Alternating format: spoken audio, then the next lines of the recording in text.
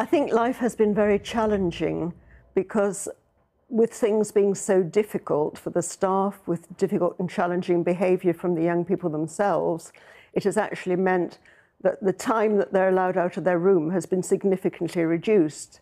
This annual report, of course, goes back to from September 2022 to August 23, and I'm pleased to say that there has been an improvement, particularly since the more challenging time that we had in the March to April, when things were very, very difficult there. It's a long day to be behind your door if you're there for, well, certainly at least 15, 16, 17 hours. So that has been very difficult for them. I think an unpredictable regime, I think not knowing exactly what's happening when they're unlocked each day, I think that all adds to the stress levels for the young people. And the threat of violence adds presumably to the stress levels of the young people and the staff. It does indeed, because when the doors open, they're not quite sure on either side, whether the staff or the young person themselves, as to what's actually going to happen when they're out and about on the wings. I mean, drugs and violence are at the sharp end, but at a basic level, the environment your report describes also sounds pretty awful. Dirty, mouldy showers, not enough food for these young people. I mean, there'll be plenty who make that old argument, this is not supposed to be a holiday camp, but why does this matter? Things as basic as not enough food, terrible conditions. Well, interestingly enough, when there were particularly challenging times in March and April, that was when it was almost a perfect storm. Some staff, they had a new shift pattern.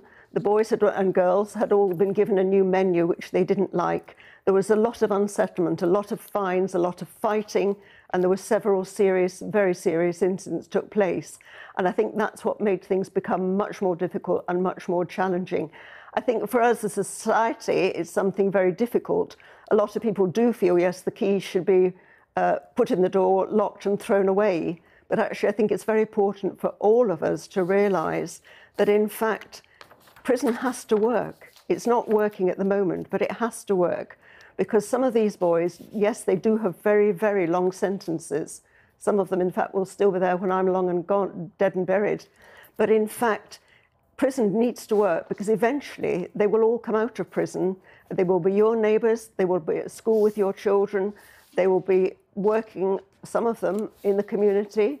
And I think we have to realise prison must work. And in the report, you make a very, very interesting direct appeal, if you like, to say that this is an issue for all of us.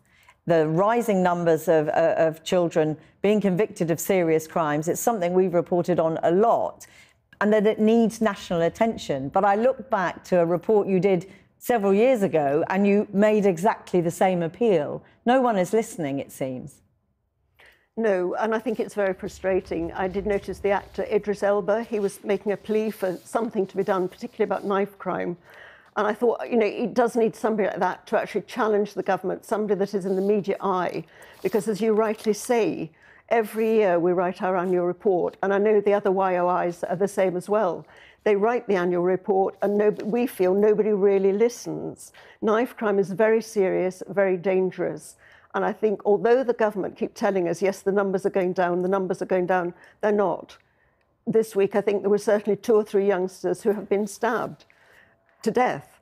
And I think, I don't know what it will take before the government will actually say, yes, we are doing something seriously about this. Exactly on that point, very briefly, if you would. Are you surprised that it's not, you know, children are dying and sometimes, often, it's other children killing them. Are you surprised that this isn't more of a scandal nationally?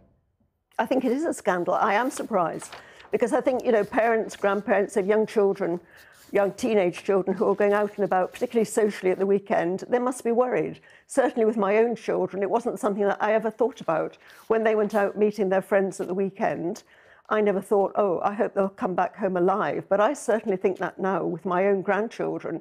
I think, you know, what has happened to society? Why is it that people, young people, are feeling they have to carry a knife? Catherine Porter, I have to leave it there. Thank you very much for talking to us this evening, though. Now, in response, the spokesperson at the Youth Custody Service said while the number of young people in custody has fallen dramatically over the last decade, those that remain have exceptionally complex needs. They went on to say assault rates in youth custody have fallen by 7% in the last year, adding that they were bolstering training for frontline staff as well as boosting pay to better support children in their care.